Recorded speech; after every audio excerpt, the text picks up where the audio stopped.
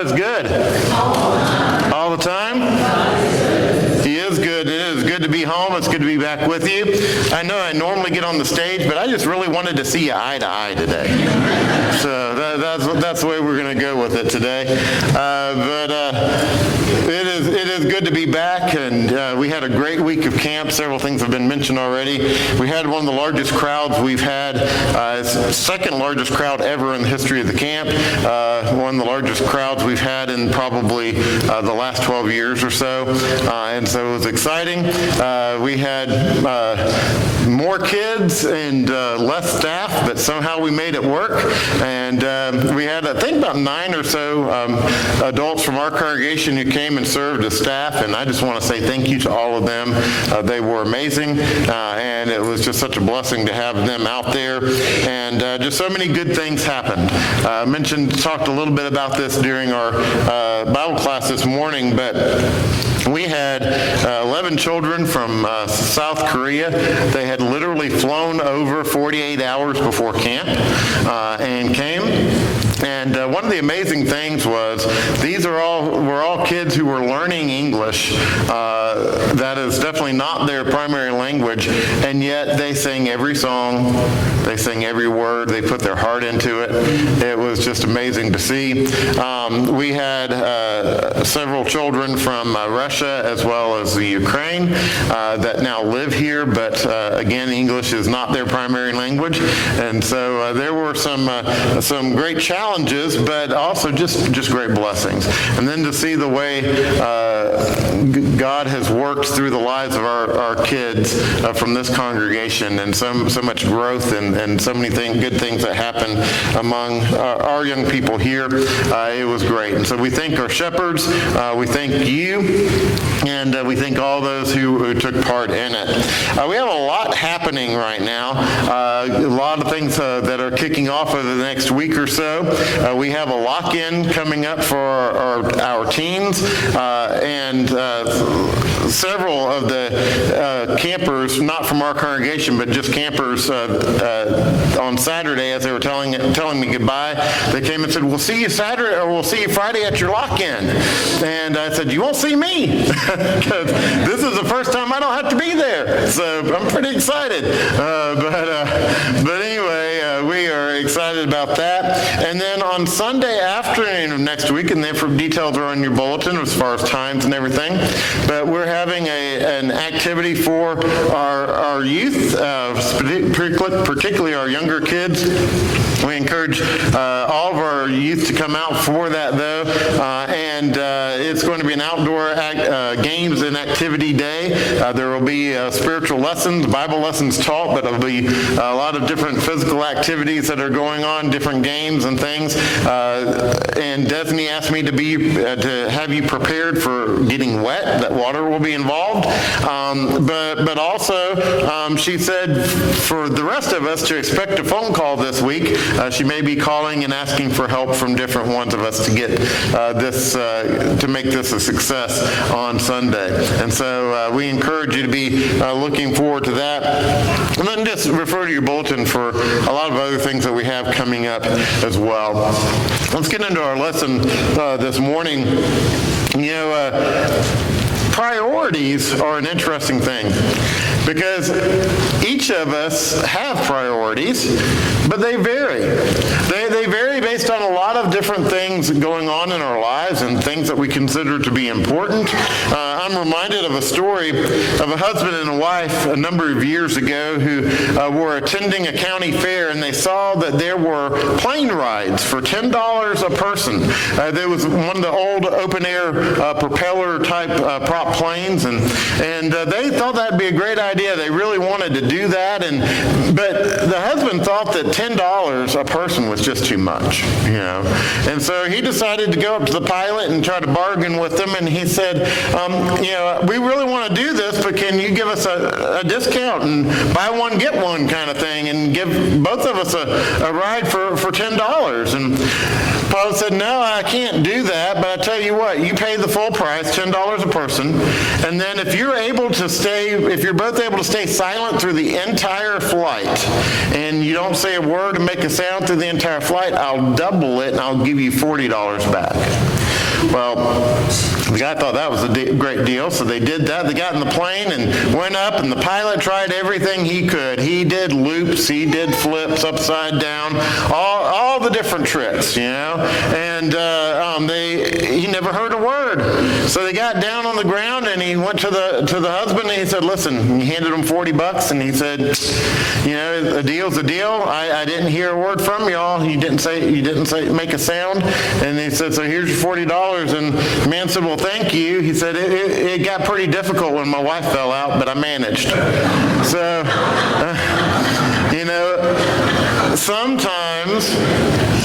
sometimes our priorities can be a little skewed, right? Our priorities can be a little off. I read a statistic recently that the average American spends 80% of their waking hours either making money, spending money, or worrying about money. And that may sound ridiculous, and yet my guess is if most of us were honest with ourselves and sat down and figured it up, we might fall prey to that. That we spend the majority of our time that we're not sleeping either working to make money, focusing on spending money, or worrying about how we can get more money and how we can pay the bills. You see, those things often become the focus of our lives. I've been in ministry for 35 years now, and in that time I've had a lot of people come to my office in tears, confessing and talking about their sin. I've had people come in to my office to say that they have been unfaithful to their spouse. I've had people come in my office to say that they have done some kind of great wrong. I've even had someone come to my office to tell me that they confessed that they had stolen money from their company. I've heard a lot of different confessions over the years, but I have never had one person brokenheartedly come to me and confess, I'm greedy. I've never had that. I've never had anybody say, I'm greedy. I want more. That's my sin. And yet the reality is that materialism and greed is one of the greatest sins that we struggle with. We often have a tendency to look at it on kind of a sliding scale. And in some ways, it has almost become an acceptable sin among Christians. And perhaps that is why it is so deadly. Because it's become almost an accepted part of our lives. And yet, if you go through Scripture, particularly in the teachings of Christ, you find that the Scriptures deal as much with greed and materialism as it does a lot of what we consider to be the big sins, right? Jesus talks about greed and materialism over and over and over again. Our text this morning is going to be Matthew chapter 6. And I'm not sure exactly where I'm not going to be able to see my screens very good here. But Jesus here in Matthew chapter 6 offers 3 points to help us evaluate our priorities. 3 things that we need to consider in order to evaluate what do we truly value in life? And are we caught up in the idea of greed within our lives? And the first one is this. He asks the question, where do you store your treasure? It's really a series of 3 different tests. And the first one is, where do you store your treasure? In other words, it is a heart test. It is where is your heart? What is your heart focused on? Where are your priorities? Let's begin in Matthew chapter 6, looking at verses 19 through 21.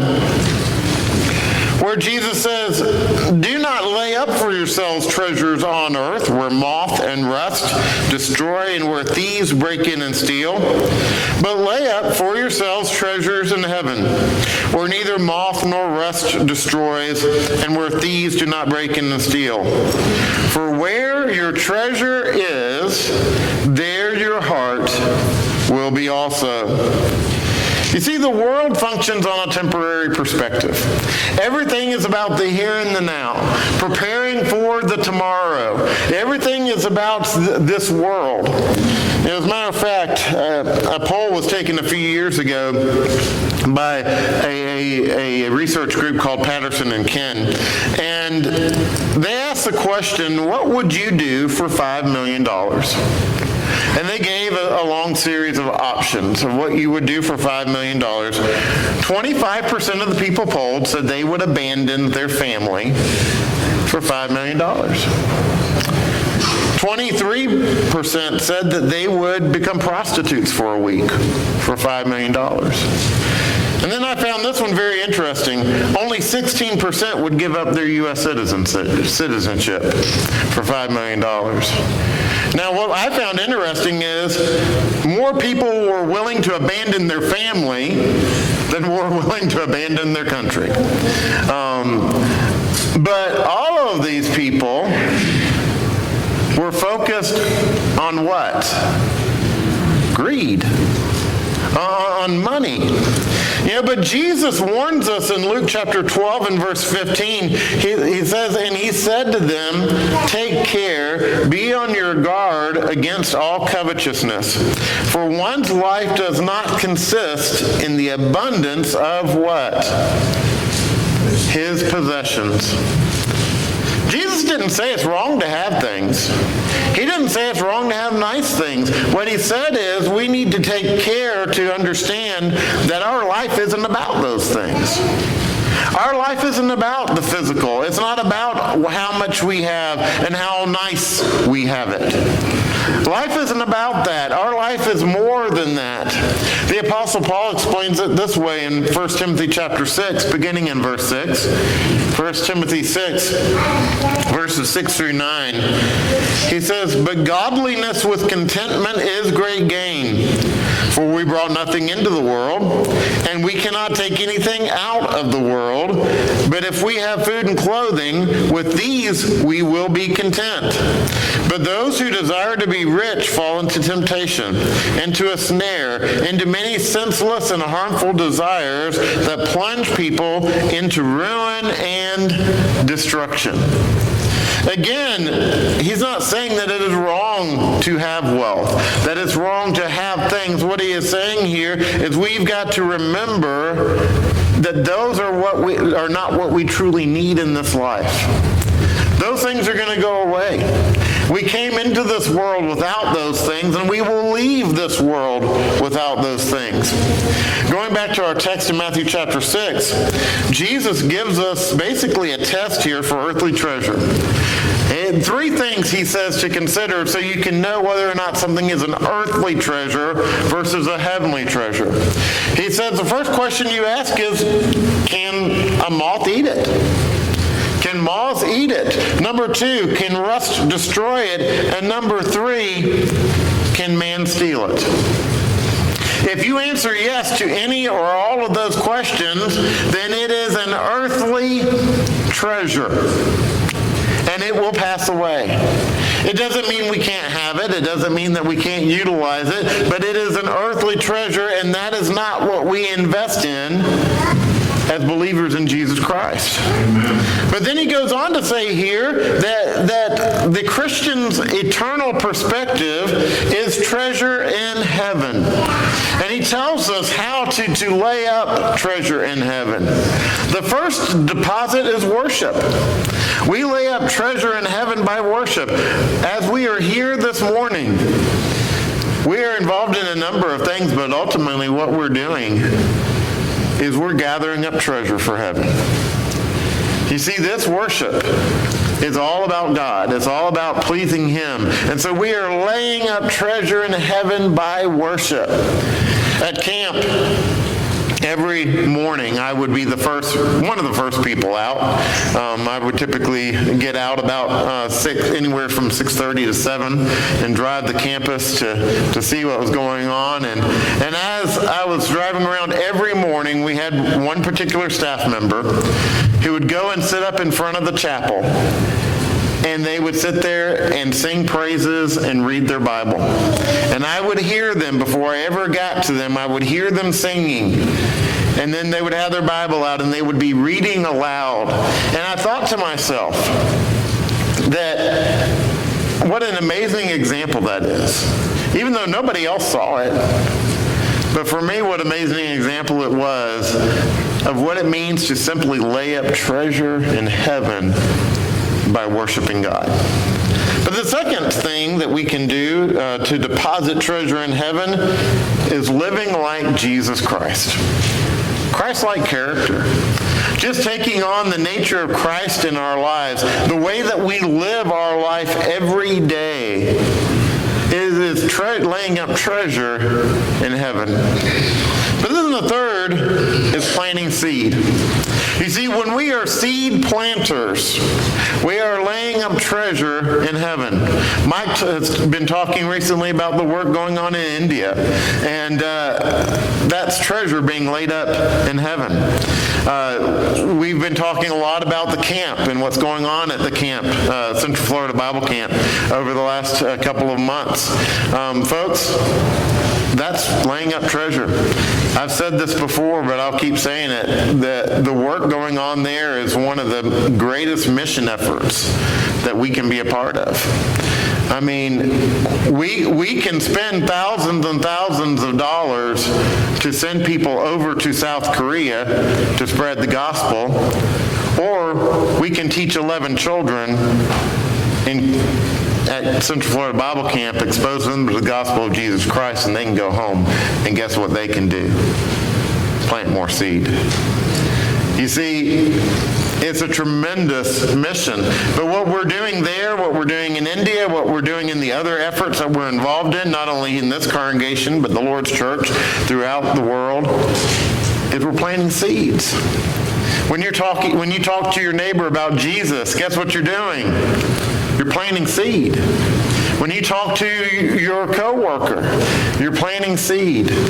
And so we need to be laying up treasure in heaven by, number one, worshiping. Number two, striving to be like Jesus. And number three, by planting seed everywhere we go. And so it starts with a heart test. Where do you store up your treasure? But in Matthew chapter 6, Jesus goes on there to the second type of test because he asks the question, where do you focus your attention? What do you focus on in your life? In other words, it's an eye test. What are you focused in on in your day-to-day life? Let's look at what he says in Matthew chapter 6, picking up in verse 22.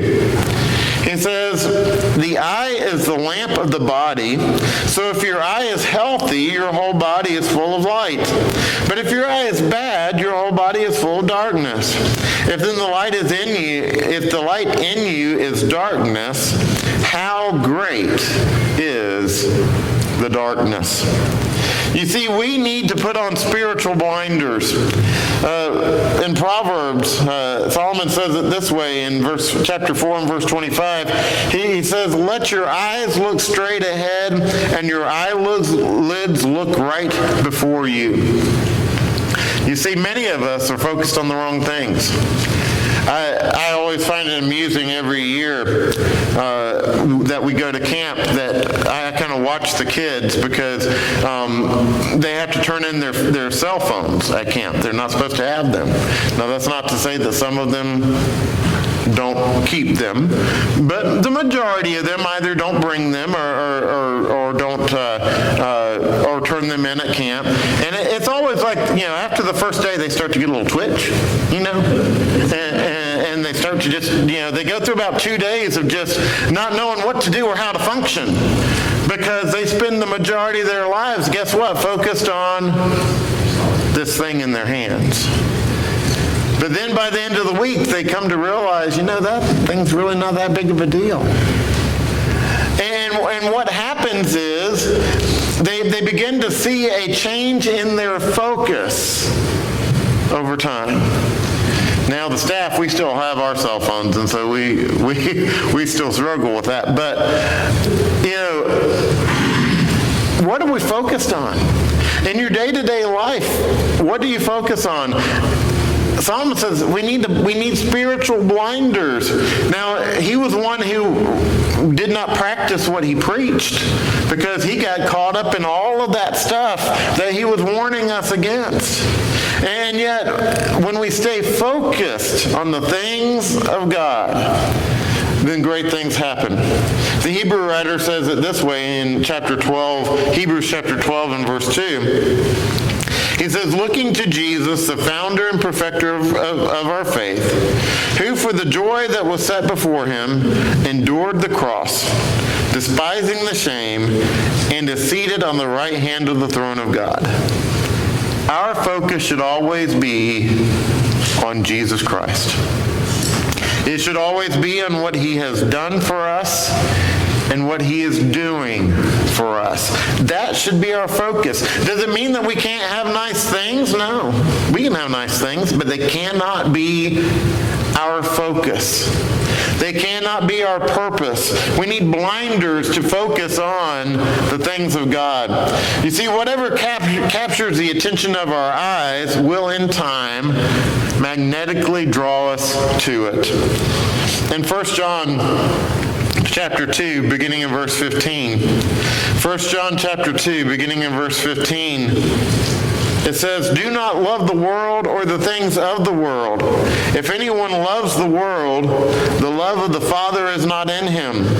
For all that is in the world, the desires of the flesh and the desires of the eyes and the pride of life, is not from the Father, but it is from the world. And the world is passing away, and along with its desires. But whoever does the will of God abides forever. You see, it starts with the heart. What do you treasure? But then it moves to the eyes. What are you focused on? And then the third test is, whom do you choose to serve? Whom do you choose to serve? I've titled this a grip test because it's really about what are you holding on to? What are you holding on to in your life? What is it that you insist on keeping in your life? Going back to our text, Matthew 6, picking up in verse 24, Jesus says it this way. He says, no one can serve two masters. For either he will hate the one and love the other, or he will be devoted to the one and despise the other. You cannot serve God and money. I'm reminded of a story of a little boy who was in the car with his parents on the way to church one Sunday morning. And the air conditioner was out in the car, so they had the windows rolled down just a little bit. And the mother leaned back and she handed her son two $1 bills. And she said, son, one of those dollars is for when we go to the grocery store after service today, then you can spend that dollar on candy. It was a while ago. You can't get anything for $1 now. But, so that's for candy. The other dollar is for you to put in the collection plate when it comes by for the Lord during worship. And so he had his $2 and he was playing with them and he was waving them around. And one of those dollars he was waving up by the window and it went flying right out the window. He immediately bowed his head and began to pray, and he said, God, I am so sorry, but your dollar just flew out the window. And we look at things like that, but we have to ask ourselves the question, is God's dollar the one that's always getting lost? And this is not a lesson about giving financially this morning. People have asked me, Bill, why don't you preach on giving? And the reason is because I don't need to. This congregation understands that concept. We get it. This lesson isn't about what you're giving this morning, but what are you holding on to in your life? In other words, how's your grip? What is it that you're holding fast to that you just have to keep in your life that you cannot let go? Because whatever owns you is what you will serve. And that's what it boils down to in our lives. If your job owns you, then that's what you will serve. If a relationship that you are in owns you, then that's what you will serve. If your house or your finances are what own you, then that's what you will serve in your life. And so we have to ask ourselves, how is your grip? Well, what are you holding on to? Because if you're serious about laying up treasures in heaven, then it starts here on earth. You know, a number of years ago, I was talking to a college student who had been very faithful in the Lord's church and had just been involved. He had done some preaching. He was there every time the doors were open. He had been involved in mission efforts in different places. And then he met a young woman who was not a member of the Lord's church and did not share his same values. And we saw him slowly drifting away. First, he stopped being as involved in activities, and then his attendance started to falter, and then it got to where he was hardly at church at all. And so I sat down with him and I said, you know, is this relationship that you have found yourself in, is this truly what's best for you? And his words to me were this. He said, spiritually, no, but I just can't let her go. In other words, he was saying that relationship was more important to him than his relationship with God. This morning I ask you, what are you holding on to? How is your grip? You see, Jesus' message in Matthew chapter 6 is really not about wealth at all. It is about greed and materialism, not just in physical things, but in all the things that we want to hold on to in this life. What is your priority? Where is your heart? Jesus said, what good will it be for a man if he gains the whole world but gives up his eternal soul? This morning, what are you holding on to? How's your grip?